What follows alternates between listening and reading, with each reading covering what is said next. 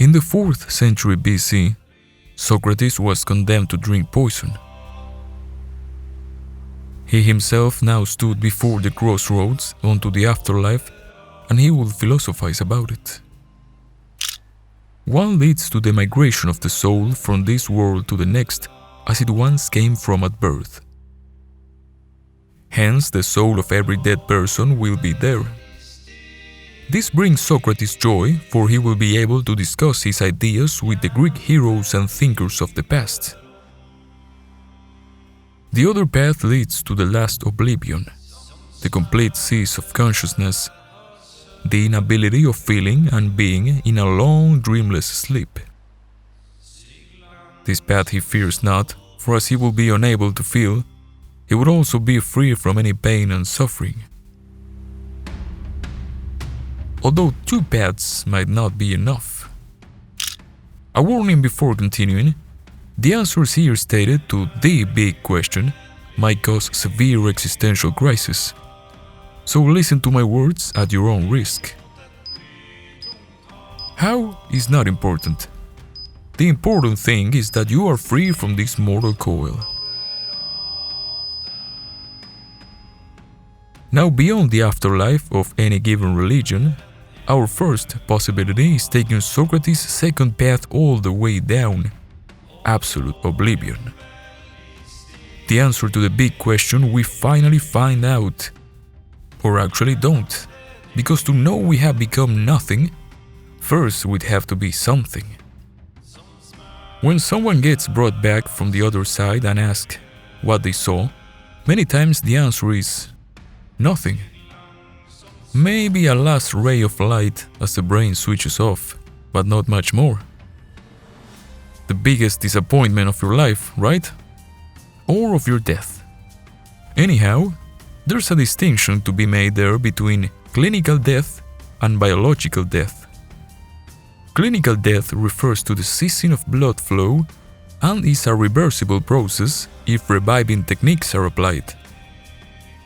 Therefore, if there is a God, and omniscient at that, wouldn't he know beforehand we were going to be revived and thus didn't show us the afterlife? It's not that there isn't one, we just didn't reach it. Biological death, on the other hand, is when your cells begin decaying from lack of oxygen. It's the concept of information theoretic death, a permanent death independent of any future medical advances, no matter how distant or improbable. For now, nobody has come back from that one to tell us how life is in the great beyond. There is a second possibility when it comes to oblivion, the one humans really fear: eternal darkness. Dying was the easy part, aside from how violent or painful.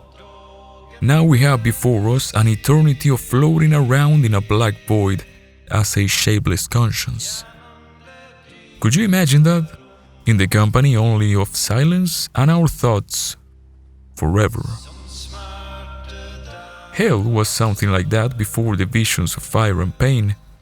Not eternal punishment, but after having lived a life incompatible with God, the body decays and the soul wanders forever in the blackness. Which one do you think it's worse? Luckily, after some prudential time, there will come our last hope as divine blessing: madness. There is one last version of oblivion to discuss. Beyond good and evil lays that which we cannot comprehend. A reality where the laws of physics don't exist. So even if we saw it in person, we couldn't describe it. Perhaps absolute darkness is the way our brains describe the indescribable.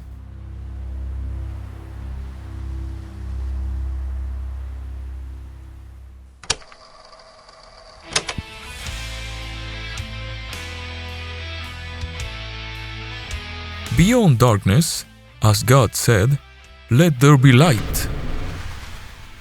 There's still Socrates' first path to walk down. Be it that you have lived near the virtue of God and reach the kingdom of heaven at the height of the cosmos, or far from it and ended up a little south from there, or that you followed the precepts and made sacrifices to the Olympians to reach the Elysian fields above the plains of Asphodel and the pits of Tartarus, or that you've slain your enemies through the berserker rage and reached Valhalla on the horse of a Valkyrie. There is a world beyond this one awaiting for you, where heroes, sages, and ancestors gather to watch over us. Maybe not or, but and. In that case, religion is but a lens through which we see the same place.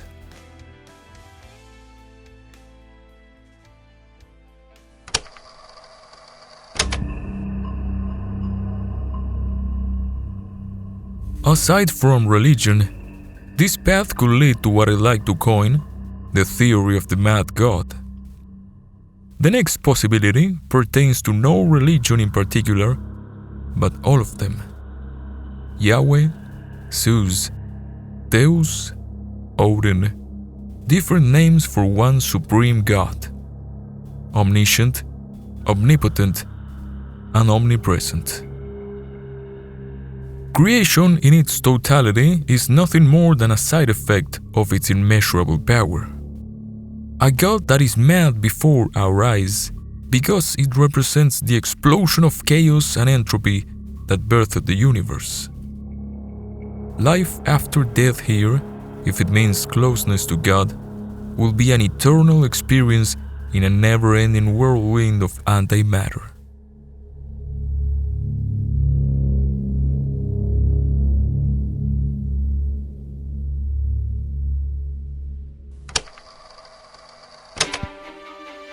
However, even if there is life after death, there might be no place to go to. How? We've all shivered to ghost stories around a campfire or in a dim-lit room. Voices in a deserted cemetery, steps in an empty room above ours, or elusive figures around a hallway's corner. In the ghost theory, perception of time in the moment of death stretches to infinity. Welcome to an existence as a ghost, where the afterlife is a snapshot of our last breath. A frame falls without being touched. A car crashes against a tree and vanishes. A lady in white crosses the road. Last moments on repeat over and over and over again. Imprints of the past forgotten by time.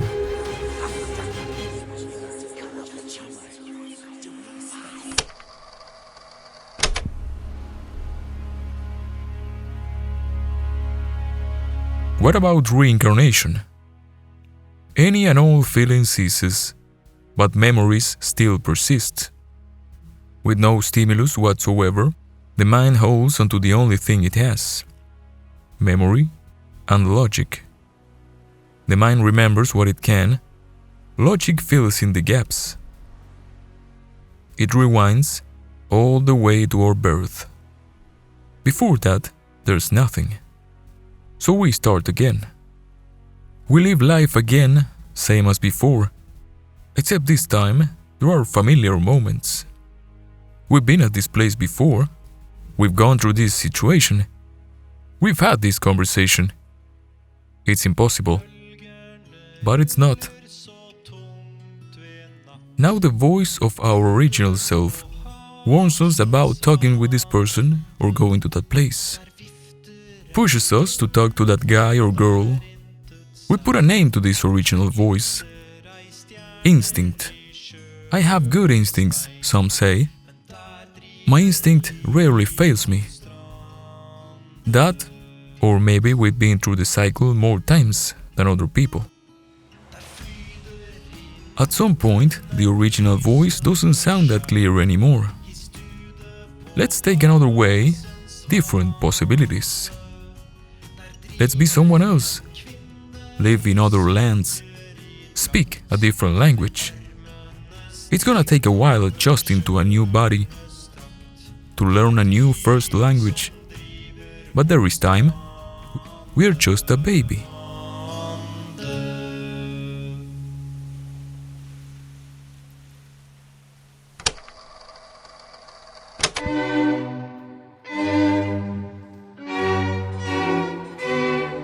And immortality?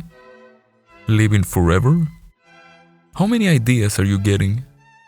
How many places, adventures, lives to live? You still with me? Good. How many times have you been close to leaving this world? A car passes by too close. A rock falls on the spot where just a few seconds ago you were standing on. A shot aimed at you stopped by a metal pole.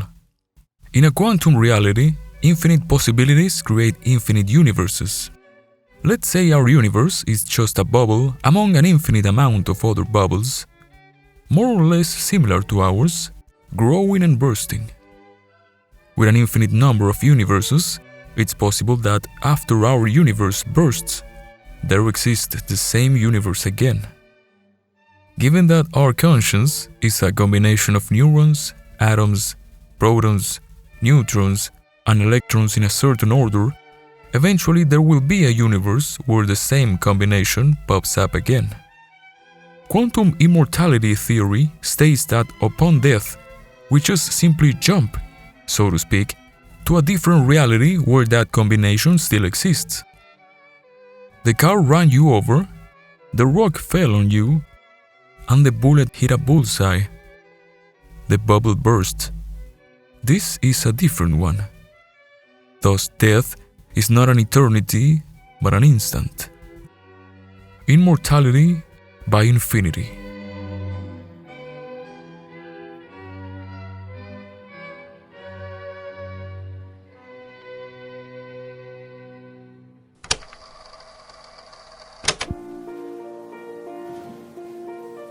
And then we stand before Socrates' second path again. One last breath. Quietness, atony, darkness, calm silence. Then, a pause.